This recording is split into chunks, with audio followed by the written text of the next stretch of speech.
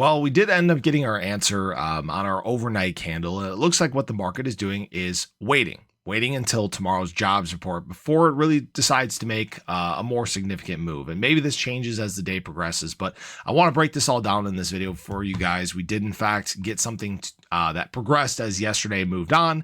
This is what I was hoping wouldn't happen. And of course, it's the exact reason we retested a couple support levels, which we'll discuss in this video. But I also want to talk about a major unveiling that took place yesterday that may have been very beneficial for the Cardano ecosystem. I know some people were in fact waiting for this. So if you guys are new or haven't already, show your support for the channel down below. Hit that subscribe button, that bell, it's free to do. It'll keep you updated anytime there's new content live here on the channel.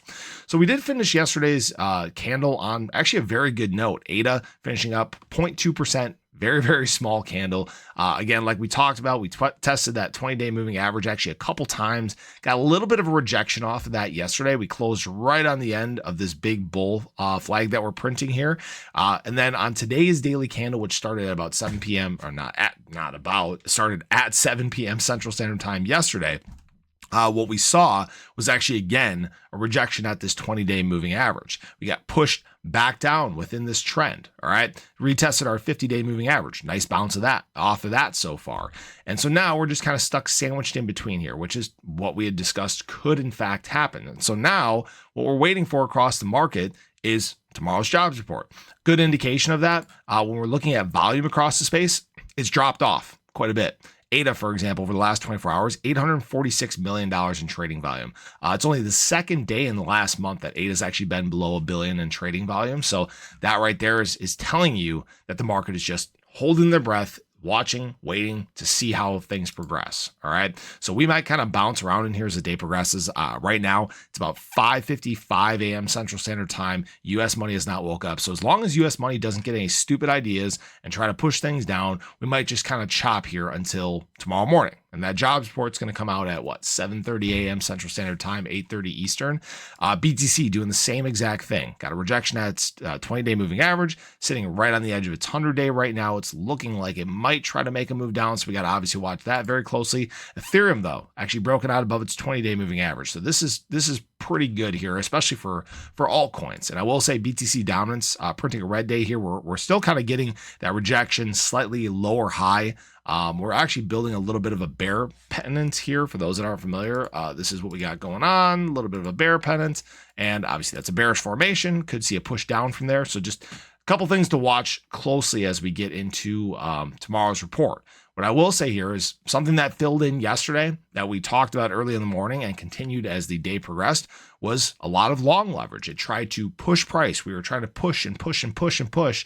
And then we got such a thick concentration of long leverage that was too close to price that when we started to tip down this morning, we got a push, down to basically this gap here, right at about 81 cents or so. All right. Now I will say some short leverage is filled in above here. It's not a crazy amount, but you guys can see still this thick concentration of short leverage up here at about 84.5 cents now. We did liquidate some shorts yesterday, not a crazy amount. We also have this down at about 81 cents. So we're kind of stuck within zone here. And this is the case for BTC and other assets in the space. And again, I would expect that tomorrow is going to be very volatile. Now we are getting a very consistent trend as we've gotten into the middle part of the week. We actually saw $301 million worth of BTC bought by institutional players yesterday. And actually we saw $38 million unloaded by institutional players. So this is a trend that we, again, haven't been seeing very consistently for a while now. But BlackRock actually was buying yesterday. They bought $289 million worth of BTC. And on the opposite side, they sold $151 million worth of Ethereum. All right. So that's a trend that we're going to have to watch very closely because they really have not been selling ETH as of late. So just definitely pay attention to that. So again, we just need to watch, wait, see how we get through this day. And then obviously tomorrow with the jobs report, that's going to create some sort of spark in the market. Something I did want to mention here too is that in terms of the alt season index, like I talked about, we are up to a 54 now. So we're kind of moving here, which is a great sign. Fear Greed Index back in the neutral range. That's all looking good.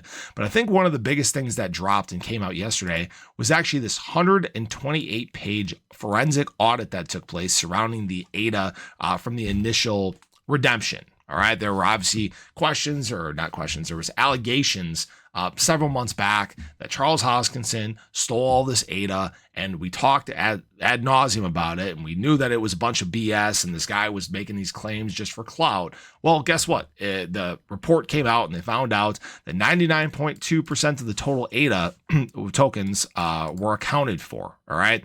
The other percentage of it was actually, what was it? It was set aside for the CD. No, what was it? Lost my train of thought, guys.